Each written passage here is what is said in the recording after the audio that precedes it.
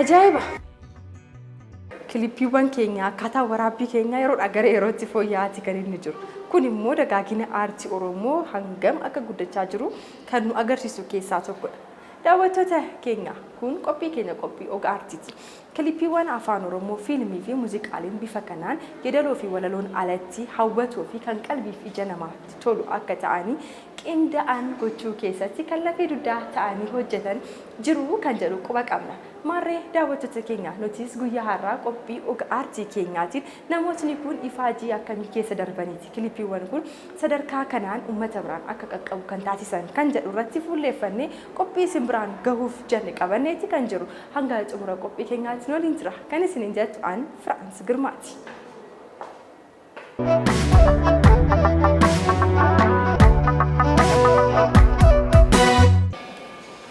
Jirtu. Agak akam. Nagian. Bagana gandu. Bagana gandu. Akam. Jirtu. Ayyi.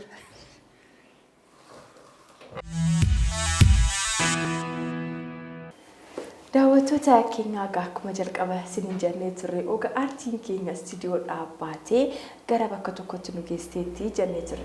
Egaa keessummaan keenyas sirna ho'aatiin simateetii kan inni jiru. Keessummaan kun eenyudha? Ogaa aartiidhaaf immoo maaf filatamee maal nutti himaa kan jedhu afaanuma isaarraa kan dhageenyudha kan ta'u turtiin keessan amma sirra deebiin nu waliin haati. Harka caalaa ogummaa daayirektiingiitiin kiliippiirra jira. Isaan alatti immoo Festivaala waggaadhaan gaggeeffamu festivaala aadaa amma gara kaarnivaalaatti guddateera. Isaan alatti ogummaa gaazexeessummaatis isaanis tajaajilaan ture yeroo muraasaaf. Ogummaa taatummaa irras jira. Abbaa dandeettii hedduuti jechaadhaati. Ni jalqaba gara addunyaa aartii kanaatti akkamitti dhuftemi? Egaan akkuma nama ogummaa aartii kana keessa jiru kaanitti daa'imummaa kaasee fedhii isaa qaba ture. Manneen barnootaa sadarkaa tokkoffaattis sadarkaa lammaffaattis gumiiwwan jiran keessatti hirmaannaan taasisaa ture. Fedhuma ganama mana keessa turetu dagaagaa dhufee bara yuunivarsiitii barachaa turre sanitti carraawwan sadarkaa biyyaatti waggaadhaan tiyaatiroota qophaa'an irratti hirmaachuu argadheen ture. Yeroo jalqabaatiif gara waltajjiitti kanan ba'e tiyaatiraan. Actually ani kanan baradhis tiyaatira. Ogummaa tiyaatiraatiin waltajjiitti gadi ba'ee jechuun danda'ama. Yeroo jalqabaatiif gara waltajjiitti kanan ba'e ogummaa kanaan tiyaatiraan. Yeroo jalqabaatiif hojiiwwan ati hojjette kan yaadattu maal faatu jira? Ayyaana sabaaf sablammootaa waggaadhaan kabajamu irratti waltajjiitti dhiyaatu jira. Plus yuunivarsiitichi waggaadhaan waggaa tiyaatiraan kabaja. Isarrattis waltajjiiwwan akkasiis argadheen ture. Carraawwan gara tiyaatira 3-4 akkasii yeroo bara yuunivarsiitii barannu sanatti waltajjiiwwan tiyaatira irratti carraa isaa argadheera jechuudha. Na yaadadha naashinaal tiyaatir akkasumas mana qopheessaa Finfinnee mana tiyaatiraa sanatti waltajjiiwwan akkasii irratti carraa hirmaachuu argadheera. Kaaraakterri kiyya seenessaa ture. Seenessaadha. Baroota darban hunda waan jiru seenaa jalqaban dhumaa jiru sana isa seenessa. Actually tiyaatirichis afaan Amaariffaatiin kan hojjetamaa ture. Hojiidhaan qofa osoo hin taane afaan abbaa afaanota hedduutu jira. Dirqama namni aartii yoo taate afaan kamuu beekuun dhaga'uun dandeettii keessa muuxannoo keessa sii dabalaa deema. Ilaalchi keellee akkasuma bal'achaa deema jechuudha. Carraan afaan garaagaraa dhaga'uu dubbachuu dagaagfachuu qaba namni ogummaa kana keessa jiru jedhee nama harka caalaatti jechuudha. Namni kaanis baruu qaba garuu ogeessi aartii keessa jiru immoo afaanota hedduu hoo baraa ta'e akkasuma carraan isaas bal'achaa deema jechuudha. Daayirektiingii kana ati akkamitti ibsita? Daayirektiingii jechuun hiikti isaa maalidha? Egaan afaan Oromiffaatiin afaan hin godhanne. Yaaduma nuti itti walii gallee qajeelchaa jennaan malee qorattoonni afaanii diikshinarii hiika mataa isaa ta'e ittiin kennine fuulduraaf afaan qabaachuu qaba jedhee yaada. Yeroof garuu nuti qajeelchaa jenneeti kan itti fayyadamaa jirru. Qajeelchuun yookiin daayirektiingiin waa sirreessuu waa dura bu'anii karaa fi toora qabsiisuu hiikatti kennuu ta'uu danda'a. Waan ogummaa aartii tokkoof muuziqaaf ta'uu danda'a, tiyaatiraaf ta'uu danda'a. Hojii aartii ta'ee ogummaa kana hin barbaanne hin jiru. So isa bu'uuraati ogummaa kana keessatti ogummaan daayirektiingii bu'uura waa hundaati jedhee namana. So gama kilippitti immoo specifically gootennaa dhuftu akkuma walaloon toora qabatee akka hiika kennu nutti godhamee barraa'uu akka wayii ergaa dabarsuu taasisanii hojjetan sanatti walaloo san hiikatti kennu. Hiikachi keessa hiika dachaas ta'uu danda'a, hiika kallattiis ta'uu danda'a. Wanna barreeffamaan jiru sana gara suuraatti hiikte jechuudha. So hiika akkasii akka kennu waan barreeffamaan jiru sana gara suuraatti fiddee suuraadhaan walaloo hojjette jechuudha. So suuraa walaleessuu hoo jenneenis hin dandeenye jechuudha ogummaa kanaani. So san keessatti gaa kennaa qabduun alatti wantoota ati ijjitti ilaaltu akkam akka ta'e akkatti yaaddu san hagam tokko waan tokkoof hiikaa addaa kennuu dandeessu san saniin achi keessatti kan ilaalamtu. Calluma jettee wannuma walaloon dhufeef yookiin walaloon sirbaa dhufeef akkuma ta'utti osoo hin taane wanni sababa malee barraa'u tokko hin jiru. So suuraatti sinnaa fidduu wanti sababa malee suuraa tokkotti galchu tokko immoo keessu gara suuraatti jijjiirtuun qabaatu jechuudha. So adeemsa isaan keessatti waan hedduu kan itti dubbattudha jechuudha ogummaa kana. Amma ammaatti kilippii gara 42 olii hojjedheera. Isaan keessaa kan Yoosaan Geetahuun Sindishaa Mul'ataa, Taaddala Gammachuu, Jaalla Kabbitoo hedduudha. Yoosaan nadhii eessa jirtaa fi sossorii kilippiiwwan lamaan kan Yoosaan Geetahuun Sindishaa Mul'ataa, Goota Fufoo fi Naxalaa, Jaalli Amantee Kabbitoo Abbaa Buutii, Taaddala Gammachuu Sabbar Zeenaa hedduudha. Shaamaa dhokse jal, kalaan kee shaamaa dhokse jal, muddamiin jabu tana dura.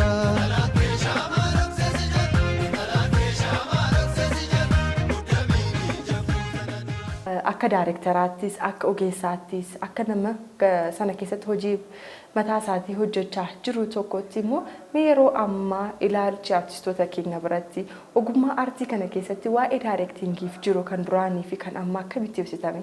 Kana keessatti almost waggaa 5 asitti jijjiirama guddaatu jira jedhee namana. Keessattuu kilippiin afaan Oromootiin hojjetamaa jiru adeemsa keessatti fooyya'insa guddaa agarsiisaa jira. Egaa kun waan akka salphaatti dhufeedha jennee yaaduu hin dandeenye. Ogeessi ogummaa kana keessa jiru hundi keessattuu aartiin uummata Oromoo daandiin inni keessatti darbee as ga'e waan salphaa miti. Warri kaleessa hojjechaa turan kabajaa fi ulfina guddaatu isaaniif mala. Because dhaloonni nuti har'a keessa jirru kun gaafiin inni qabu ogummaa kana keessatti waan danda'u san gochuudhaaf gaafiin inni of keessaa qabuu fi gaafiin barootan darban keessatti ogummaa aartii Oromoo keessattis haa ta'u akkuma sabaatti akka Oromootti nuti keessa turre gaafii garaagaraati jechuudha. Gaafii faallaa walii deemuu danda'udha jechuudha. Bara isaan afaan kanaan dubbachuun itti salphatamu itti dorgomu keessatti hojii kan hojjechaa turan. Sanuu immoo ogummaa kana dandeettii fi kennaa waaqni isaanii kenneen alatti bakka saayinsii ogummaa kanaatti barachuu hin dandeenye hin argannetti bakka afaan kana dubbachuun salphatamu sanatti wantoota adda addaa chaalenjiiwwan adda addaa isaan keessatti darbanitti hojii kana kan nu tursan jechuudha. So at least ogeessi irra jiru kun gaafii afaaniin qabaatu. Gaafiin inni kaasee yookiin chaalenjiin isa mudatu chaalenjii isaan keessa darban sanaa miti jechuudha. Kanaaf har'atti kan hamma danda'amaa ta'een akka of eeggannoo kan nu taasisu waan nu yeroon fi teekinooloojiin amma jiru kun eeyyamu gaditti hojjennee hin argamnu santu sirrii hin taane jechuudha. So ammatti waggaa 5 dura rakkoowwan ilaalaa turre isaan kanadha jechuudha. Because muuziqaan afaan addunyaatiin naa jedhamu saba kee bakka bu'a. Numa afaan isaa qofti waan fudhatee deemu hedduu qaba. Afaan Oromoo hoo jedhamu Oromoo mara bakka bu'ee deeme jechuudha. Isa immoo innaa sagalee bira darbee kilippiidhaan dhufu wantoonni suuraa irratti argitu hundi ilaalcha hawaasa sanaa aadaa, eenyummaa, maalummaa, sadarkaa inni itti yaadu san achi keessatti xiinxalamaa deeme jechuudha. Waggaa 3-4 dura ogeessa daayireektara tokkoon kilippii hojjisiisuu jechuun hin barbaachisaa jedhamta. Jalqabumaa jechuudha. Barbaachisummaa daayireektaraa amanuu dhiisuu. Namni hundi ogeessonni ogummaa kana keessa jiran hundi isaaniitu ilaalchaa fi beekumsa qixan qabani waan akkana irratti jechuudha. So daayireektara ogummaa kana keessatti fayyadamuu yaaduma jedhu sanuun teessee wal amansiisuudhaaf rakkoo ture jechuudha. Amma already namni tokko kilippii walaloo seedaloo fixee sadarkaa muuziqaa irra naa ga'u okee daayireektarii na barbaachiseedha. Humna qabee kaffaluu baatu yookiin immoo ogeessa kanaaf waan barbaachisu sana gochuu danda'a hin danda'uun gaafii biraa ta'e amma garuu daayireektarii na barbaachisa yaada jedhutti dhufeera jechuudha. Kun jijjiirama guddaadha. Sanaan alatti immoo wantoonni qabatamaadhaan kilippii afaan Oromoo keessatti jijjiirama guddaa fidaa jiranis jiru jechuudha. Ogeessonni amma na dabalatee ogummaa daayireektingii keessatti jiran hundi isaanii hamma danda'amaa ta'een ogummaa saayinsii kana namoota baratanidha. Kun immoo jijjiirama guddaa fiduu danda'a jechuudha.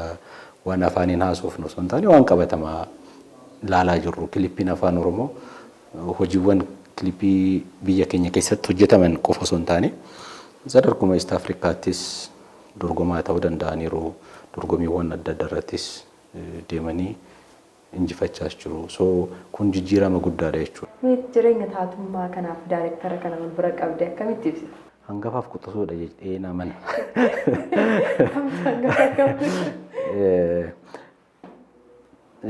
Taatummaa keessatti namni abgaa saayinsiidhaan na barannus addanuma ilaalluunis namni taatummaa keessa darbee aftarool garuma dhumaa sanatti gara ogummaa daayireektingii kanatti osoo makame jedheeti advice kan godhamu.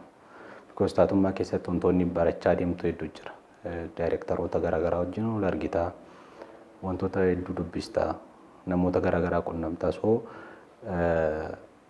ilaalchaa fi muuxannoowwan garaagaraa namoota adda addaa wajjin hammuma kuufachaa deemtu muuxannoon keessa beekumsi keessa akkasitti dabalaa deema jechuudha. So gaafuma waggaa dheeraa taatummaadhaan dabarsitu taatuun daayireektara malee homaa dandeettii dhuunfaas jiraachuu danda'u saayinsii isaas baratu daayireektarri hin barbaachisa. So muuxannoon daayireektingii immoo bubbuluu barbaada, sammuu jaarsaa barbaada. So sammuu jaarsaa sana argachuuf immoo adeemsa barbaada jechuudha. Jaarsi akkuma dhalateen jaarsan ta'uu umuriiwwan daangeffaman san keessa darbeeti jechuudha. So muuxannoo ogummaa kanaa keessattis san keessa darbuun beekumsa guddaa namaa kennuu danda'a jechuudha.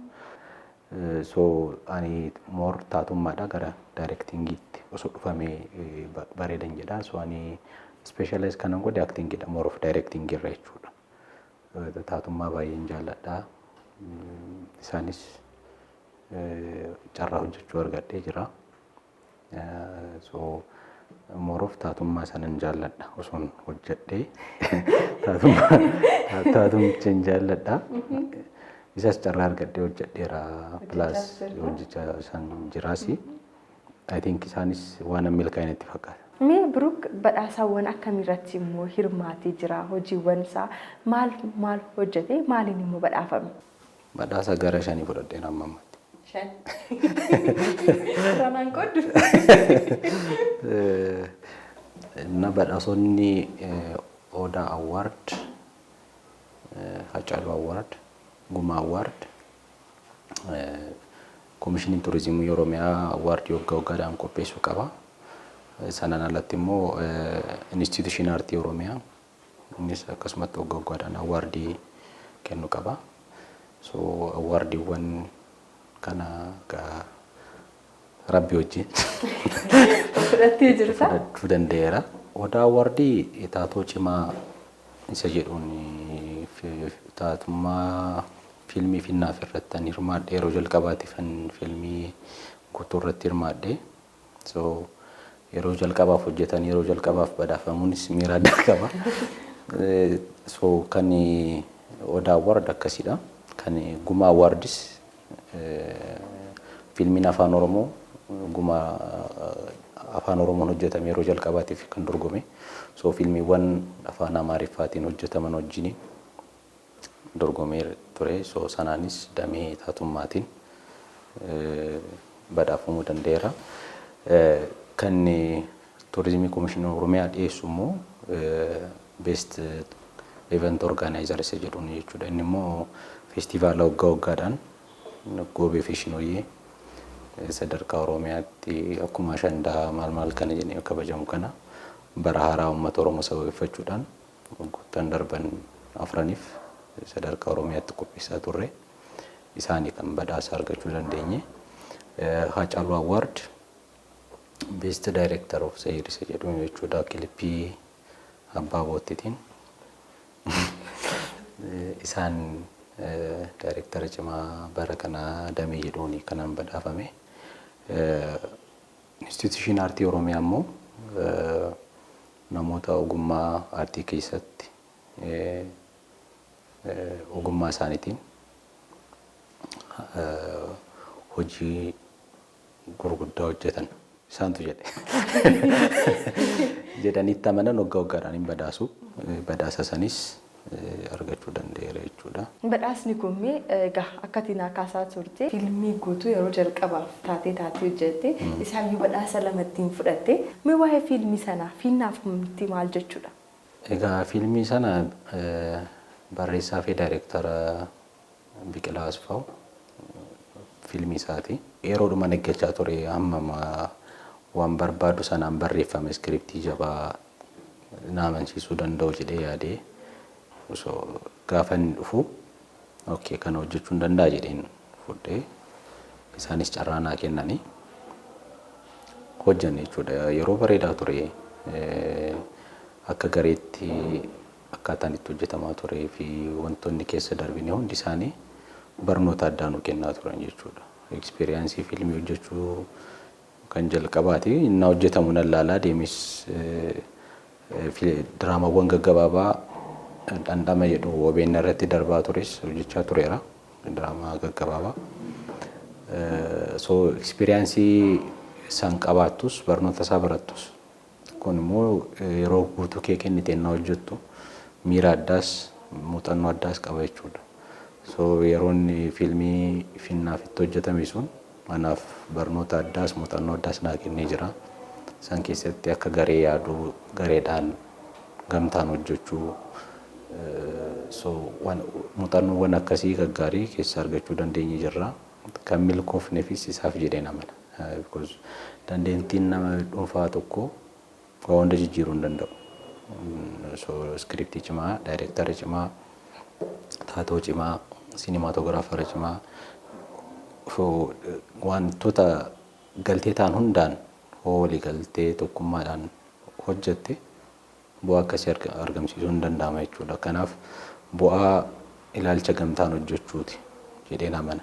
Kutaa xiqqoo nu jedhanii karaktara yeroo sanaa nama yaadachiise. Eenyummaa gosaarraa nuun beeku.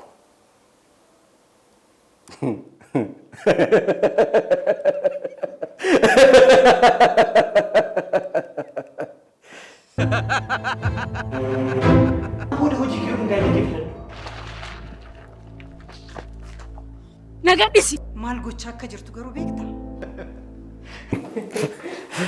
Daayireektara cimaa waggaa jedhamuun Haacaaluu Awwaardii irrattis dhiyeenya kana badhaafamteetti kanatti jirtu.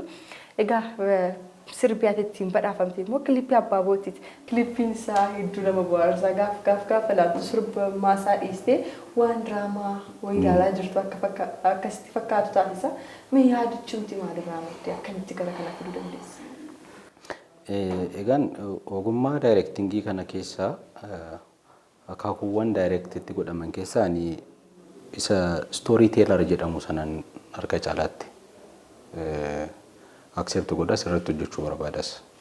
Because haala qabatamaa hawaasni keenya irra jiru keessatti kilippiin hojjetamu tokko ni bareeda jedhamee akka irra darbamu barbaadu. Kilippii keessatti immoo wanni inni ittiin jiraanne tokko itti agarsiisuu jechuun horiitti qoosudha jechuudha. So san gargaaru sanaaf daandii agarsiisuudha jedhee namana. Haala qabatamaa amma jiru kana keessatti investimentii guddaan itti ba'e kun bakka bakkatti hin barbaachisa. Garuu maajoritiin isaa konseptiin kilippiiwwan keenya keessatti ilaalamuu qabu jedhee yaadu ilaalcha rakkoo hawaasaa hiikuu danda'an, kallattii agarsiisuu danda'an, dura bu'uu danda'an kana amma danda'amaatiin kilippii keessatti agarsiisuun barbaachisaadha jedhee namana. Abbaan bootti seenaa guddaa uummanni Oromoo achi keessatti ofitti ilaaluu danda'u san baatee dhufe yaadni isaa. Seenaa uummata Oromoo keessattis siyaasa uummata Oromoo keessattis gaafii guddaa seenaa guddaa kan qabaatu seenaa dhuma lafa Finfinnee kana jechuudha. Handhuura Oromootaa naa jennu handhuurri waa hunda. Handhuurri hin jiru taanaan yookiin hiikame taanaan jiraachuunis hin danda'amu jechuudha. Seenaa keenya keessattis siyaasa keenya keessattis Finfinneen isa jalqabaati. Bu'uura waa hundaati. Kana keessatti uummanni Oromoo maal fakkaataa eessa jalqabee eessa jira isa jedhu sana akkamittiin daqiiqaa muraasa kana keessatti waan darbee waan jiruu fi waan ta'uuf deemu kana agarsiisuun danda'ama isa jedhu sana sirriitti itti yaadutti gadi ta'e jechuudha. Hojichi akkuma naa dhufee ogeessi ogummaa kana keessa jiru kamuu waan dhimma waloo uummanni Oromoo itti walii garuu irratti gaafiis fedhas yaadas hedduu qaba jechuudha. Carraa argattee wantuma akkasiin ol qabatu sana dhufee taanaan wannuma yaadaa turte sana lafa kaa'udha jechuudha. Erga sirbichi dhufee booda yaada yaadame osoo hin taane wannuma duraan keessatti deddeebi'u akka gaafiittis akka yaadattis wanna kallattii qabsiisteetti hojjettu san barbaadda malee akkasuma waan adda ta'e tokko hin barbaade jechuudha. Akkuma hojichi dhufee akkamiin gara soorattaa jijjiirru seenaa achi keessatti dubbachuu qabnu kana namni itti bohaaraa waan dabarfachuu ergaa dabarfachuu barbaadnu sanas dabarsaa miidhagina kilippiin sun qabaachuu qabus qabaatee elementiiwwan guutamuu qaban sana amma danda'amaa ta'een guuttateetu yaada keenya akkamittiin hubachuu danda'a ishee duratti yeroo goone akkaataa saniin gara hojiitti galame.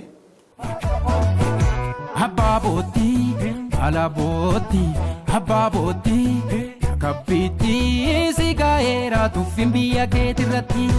Abbaabootti alaabooti abbaabootti kabbiitti abbaabootti finfinneetti. Meeqa yaada keenyas gara duddubaatti fidaatii kan nuti jirru yeroo ammaa aartiin Oromoo sadarkaa akka daayireektaraa tokko keessatti sadarkaa maalirra jira? Otoo maal itti dabalame immoo caalmaatti hawaasni Oromoo bal'aadha keessattuu magaalaa Finfinnee keessattis hojiiwwan hojjetaman kana keessatti Oromoon caalmaatti akka urgaa'uuf aartiin keenya maalirratti fuulleeffachuu qaba jettee yaadda? Qabsoon kaayyoo ganama uummanni Oromoo manaatti ba'e eenyummaa afaan duudhaadha. Gaafiiwwan kana immoo har'a kan deebisuu dandeenyu ogummaan kun gaafa saayinsiin deeggaramuu danda'edha. Bakka kun hin taanetti fedhii qofa ta'ee hafa malee wanti akka biyyaatti hawwinu kun milkaa'uu danda'a jedhee yaadu. Dhaabbileen aartii ogummaa garaagaraa barsiisuu danda'an daran babal'achuu kana caala cimuu qabu jedhee yaada. Kanaaf dhaabbileewwan aartii gurguddaa sadarkaa addunyaatti influensii addaa uumuu danda'an sadarkaa biyyaatti hundaa'uun dirqama ta'e jechuudha. Amma ogeessonni ogummaa kana eessatti dagaagfatanii eessatti muuxannoo horataniiti kan hojjechaa jiranii. Dhiibbaa hawaasaa biratti waan guddaa uumuu danda'u ilaalcha hawaasaa qaruu danda'u jechuun ogeessatu qaramuu qaba jalqaba. Ogeessi hin qaramne hawaasa wanti hojjetee baasu muuziqaan hojjetee baasu tiyaatirri bahuu fiilmiin bahu hundi hawaasa qaruu hin danda'u. Inni qaramuu qaba jalqaba. So bakka wanni ogeessi hin hojjetamnetti bu'aan aartii hojjetamee hawaasa jijjiiruu danda'a jechuun ni danda'ama. Tootaalii ni danda'a. Hawaasni waan baay'ee nu dursaa jira. Teknooloojiin harka isaa jira. Yeroo hundatti wanti abdeet ta'aa deeme kun chaalenjii guddaadha ogeessaaf. Iyyuma kana keessatti nuti yuunivarsiitii Finfinneetti afaan Ingiliffaa fi afaan Amaariffaatiin kan aartii kana barannee baane. So namni afaan addaa afaan Ingiliffaan ala afaan Amaariffaan dandeenye tokko yuunivarsiitii galee ogummaa kana saayinsii kana seeraan barachuu hin danda'u jechuudha. So bakki afaan Oromootiin aartii kana galee baratee itti bahu eessa? Keessattuu Finfinnee keessatti daran babal'achuu qaba. Beeka amma biiroon aadaa fi turizimii Oromiyaa hojiiwwan hojjechaa jiru beeka dhaabbilee akkana hundeessu. Ammas garuu gahaa miti. Gahaa qofa osoo hin taane hamma yaadamu sanaaf jijjiirama barbaannu sana fiduu danda'u dhaabbileen akkasii sun ilaalcha akkasiitiin hamma babal'atanii hin hojjetamnetti bu'aa buusuu hin dandeenyu. Kanaaf giddugaloonni aadaa dhaabbileen aartii manneen barnootaa garaagaraa babal'achuun dirqama ta'e jechuudha. Koomishiniin turizimii Oromiyaa illee event organizeeshinii cimaa dhiisii badhaasee ture jalqaba akka ittiin haakaasaa turtanii foon baatiin fuuldura keenya immoo ayyaanni hedduun yeroo itti dhufaa jiran kaarnivaaliin ati dhiyeessitullee gobee fi shinooyyeenis dhihaataatii kan inni jiru. Mee qophiin ati irra jirtu gama kanaanis gabaabsitii aartii Oromoo beeksisuunis maal fakkaata? Egaa gobee fi shinooyyeen umurii waggaa 6 akkasii qaban wajjin uummata wajjin erga barbare waggaa 4 ilaalcha hawaasaa sirreessuu keessatti jechuudha. Isa kana immoo ogummaa aartiitiin dabaltee haala amma qabatamaa hawaasni keenya jiru kana keessatti akka itti fayyadamnuuf innaa gadi baastu bu'aa hedduu irraa arganne jedhee amana. Kanaaf ka'umsa sanaanii kan jalqabame feestivaalli kun jechuudha. Taphni gobee, taphni shinooyyee, sirni mijirii ibsuu, sirni hulluuqoo keessa ba'u kun wantoota amma walii hawwinu kana sirriitti gadi fageenyaan ibsuu danda'a jechuudha. San bira darbee immoo akkaataa simannaa bara haaraa sadarkaa biyyaatti qabnu kan addunyaatti himannee wanna addunyaan nuuf laaluu ragaa ba'uu dhufee nu wajjin kabajachuu danda'u kana uummachuu dandeenya jechuudha. So goottan afran darbaniif bifa hawaasa keenya maalummaa aadaa keenya agarsiisuu danda'uun sadarkaa Oromiyaatti Finfinnee keessatti kabajamaa tureera. Daran babal'atee iddoowwan garaagaraattis yaadni isaa fudhatama argateetu hojjetamaa jira. Egaa baranas barootan darban caalaa kaayyoowwan garaagaraa itti daballeetu bifa waaltawaa ta'een sadarkaa Oromiyaatti kabajuudhaaf fuuldura irra jirra. Isas akka walumaan laallu ta'a. Hayyee galatoomi. Hayyee isinillee galatoomaa. Egaa daawwattoota keenya akkuma isin daawwachaa turtan oga aartiin keenya guyyaa har'aa daayirektara akkasumas taatoo fiilmii fi abbaa ogummaa hedduu kan ta'e dargaggoo Biruuk Girmaa faana turtii nuti taasisnee kana fakkaataa torban qophii oga aartii gara biroon hanga walitti deemnutti torban gaarii isiniif haa ta'u.